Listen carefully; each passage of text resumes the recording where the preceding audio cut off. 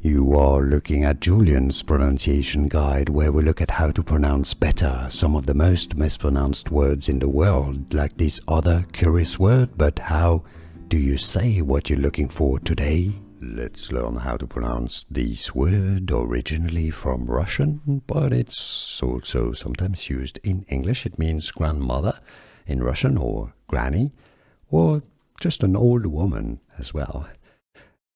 So the Russian pronunciation is as babushka. Yes, in Russian the stress is on the first syllable, but it's not the case in English. So Russian pronunciation babushka, babushka. In English, however, it is usually pronounced rather as babushka, babushka or babushka.